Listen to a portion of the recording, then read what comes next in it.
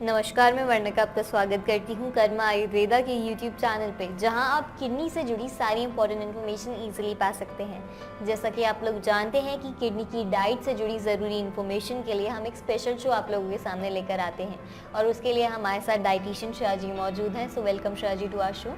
Thank you Varnika. आज हम श्रेया से जानेंगे कि फॉर्मी यूरिन को रिड्यूस करने के लिए किडनी पेशेंट को किस तरह की डाइट को फॉलो करना चाहिए। लेकिन पहले श्रेया आप ये बताइए कि फॉर्मी डाइट की कंडीशन आती कब है। वर्णिका, फॉर्मी यूरिन की कंडीशन को हम प्रोटीन लॉस भी कहते हैं, क्योंकि हेल्दी किडनी ब्लड में से एक्स्ट्रा फ्लूइड और वेस्ट मटेरियल्स को बाहर निकालती है, साथ ही साथ प्रोटीन और कुछ इंपॉर्टेंट न्यूट्रिएंट्स को ब्लड में ही फ्लो करने देती है। लेकिन जब किसी पर्सन की किडनी सही तरीके से काम नहीं करती है जैसा कि उसे करना चाहिए, तब उनके फिल्टर्स कुछ एल्बुमिन को यूरिन के साथ बॉडी से बाहर निकाल देते हैं, जिसकी वजह से प्रोटीन लीकेज होता है। इसमें किडनी पेशेंट को यूरिन में झाग यानी कि फॉर्म बनने जैसा महसूस हो सकता है। ऐसे पेशेंट्स को ज़्यादा फिश नहीं खानी चाहिए, क्योंकि फिश में हाई प्रोटीन होता है और ये आपकी बॉडी में प्रोटीन के लेवल को बढ़ा सकते हैं। इसके लिए पेशेंट कोशिश करे कि वो डाइटिशियन की एडवाइस से ही ले। जैसा कि आपने बताया कि फॉर्मी यूरिन और प्रोटीन लॉस एक सिवियर कंडीशन है, लेकिन इसके होने के रीजंस क्या होते हैं श्रेया? फॉर्मी यूरिन या यूं कहें प्रोटीन लॉस के होने के 3 मेजर रीजंस हो सकते हैं। फर्स्ट है डायबिटीज, सेकंड है हाई ब्लड प्रेशर और लास्ट है किडनी डिजीज का होना। श्रेया, क्या ऐसे पेशेंट को अपनी डाइट के अंदर कुछ अवॉइड भी करना चाहिए? पहले तो ऐसे पेशेंट्स प्रोटीन इंटेक कम करें, क्योंकि हेल्दी किडनी प्रोटीन के एक स्पेसिफिक अमाउंट को अपने फिल्टर से सप्लाई करती है, लेकिन किडनी डिजीज की वजह से फिल्टर्स डैमेज हो सकते हैं।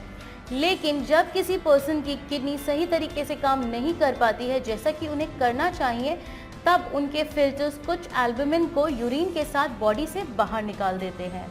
श्रेया, फॉर्मी यूरिन के रिस्क को कम करने के लिए पेशेंट को कौन से वेजिटेबल्स का सेवन करना चाहिए?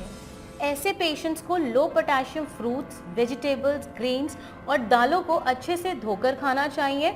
इससे पेशेंट की बॉडी को दूसरे ज़रूरी मिनरल्स मिल जाते हैं, जो कि उनकी बॉडी में प्रोटीन की कंजम्पशन को बैलेंस रखेंगे।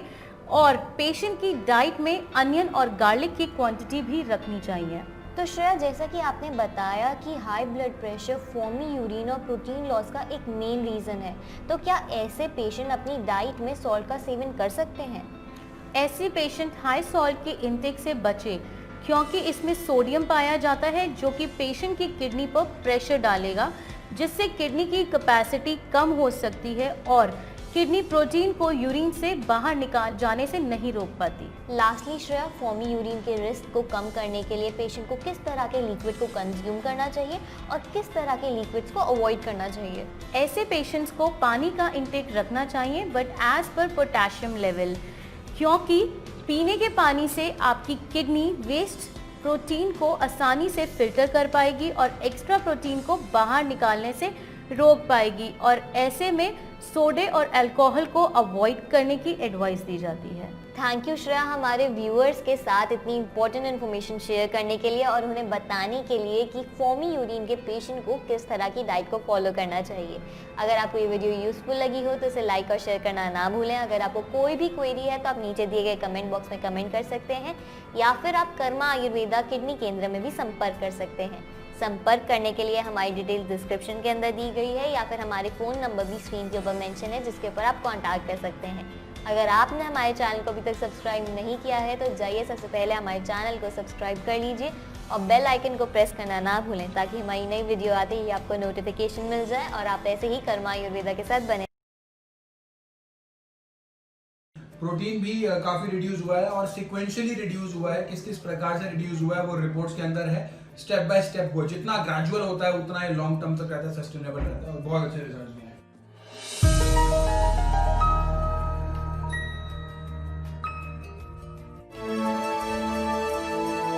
तो आज एक पेशेंट हमारे साथ जुड़े हैं जिनका प्रोटीन पास आउट हो रहा था, काफी हाई अमाउंट में हो रहा था, काफी हाई डोज में हो रहा था, और आज वो very near to the normal आ चुका है। इंट्रोडक्शन कराएंगे उनसे। शुभ नाम बताएं। संजीव जैन। कहाँ के रहने वाले? रोहिणी सेक्टर 11 में रहते हैं। जब आए थे संजीव जी, उस समय क्या क्या परेशानी हो रही थी, क्या क्या प्रॉब्लम्स हो रही थी? जब मेरा प्रोटीन काफ़ी आ रहा था। जनवरी 2019 में मेरे को पता लगा था, मेरा झाग बनता था पेशाब करने के बाद।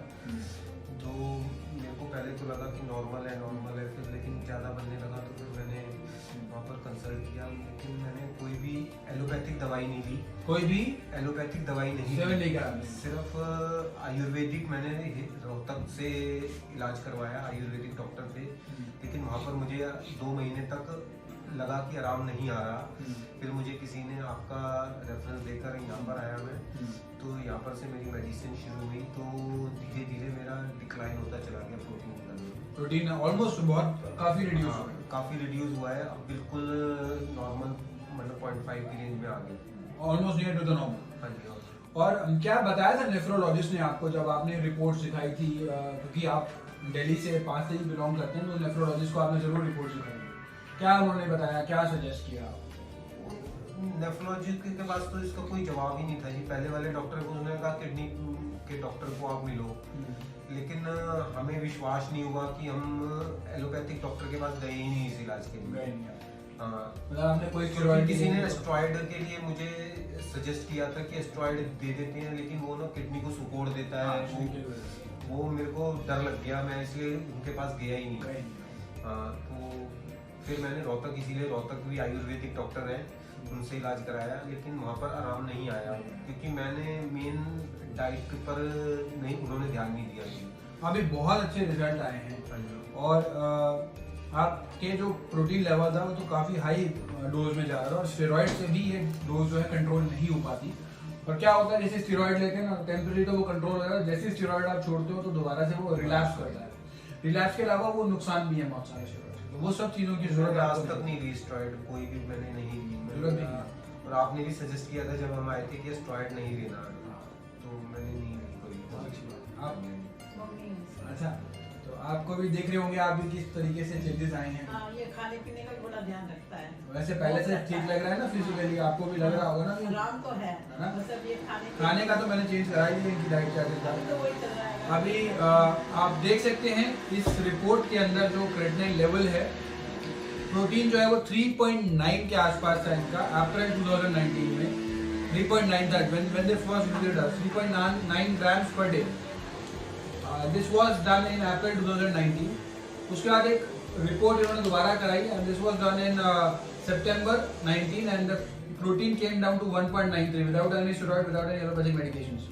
1.93 हुआ, and then again a repeat test was conducted, and then this protein came down to 1.15 grams per day on 4th November 2019. And now a recent test has been conducted on 16th December 2019, and the protein has fell down to 0.56 gram per day.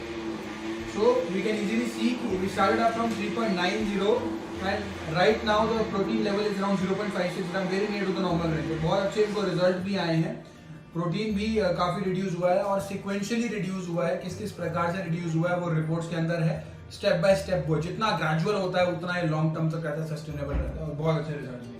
क्या message देना चाहेंगे संजीव जी, क्योंकि generally steroids में लेते हैं most of the patients, allopathic is the first choice, steroids के जाते हैं। मेरा मैसेज है कि स्टेरॉइड या एलोपैथिक दवाइयों की तरफ नहीं जाना चाहिए। आयुर्वेद में बहुत अच्छा इलाज है इसका, और भी चीज़ों का है। मैं तो यही कहूँगा कि इंडिया को आयुर्वेद ही अपनाना चाहिए आने वाले। बिल्कुल अपना रहे हैं, बढ़ रहे हैं जागरूकता, और धीरे धीरे और भी जागरूक हो रहे हैं लोग। ये स्टेरॉइड्स और एलोपैथी में कर्मा आयुर्वेदा ये सिद्ध कर चुका है कि किडनी का इलाज संभव है, और प्रोटीन भी, प्रोटीनोयूरिया है, नेफ्रोटिक सिंड्रोम है, भयंकर नाम है, लेकिन ये नॉर्मल हो रहे हैं, और किस प्रकार हो रहे हैं वो आपके सामने है। डायलिसिस चल रहा है, वो भी रिड्यूस हो रहा है, नॉर्मल हो रहा है, किस प्रकार हो रहे हैं वो हम रेगुलर आपको वीडियो दिखा रहे हैं। अगर आप रेगुलर वीडियो देखना चाहते हैं तो आप वो बेल आइकन पे जाके क्लिक कर सकते हैं। आपके पास रोज 1 या 2 वीडियोस इस तरह की रोज आएंगी जिनकी इंप्रूवमेंट्स आ रही है, फायदा हो रहा है। सबकी वीडियो शूट नहीं कर पाते because of the time constraint, लेकिन जितनी भी वीडियो आती है हम यूट्यूब पे जरूर अपलोड करते हैं, विद रिपोर्ट्स होती हैं सारी। रिपोर्ट का लैब का सजेशन किसने दिया था आपको? लैब का मुझे किसी ने सजेशन नहीं दिया, मैं अपनी ही मर्जी से लाल पैच से ही कराता हूँ। मैं कोई लैब पे गया ही नहीं, कराया था दूसरे पे भी, लेकिन सेटिस्फाइड नहीं हुआ। शुरू में करवाया था दिसंबर में, लेकिन उस टाइम पर कभी तो नील आ गया, फिर एकदम से हाई दिखा। ठीक है, मतलब आपने खुद अपने चैनल लैब डॉक्टर लैब, बहुत अच्छी बात है, बहुत अच्छे रिजल्ट्स हैं। Stop kidney dialysis.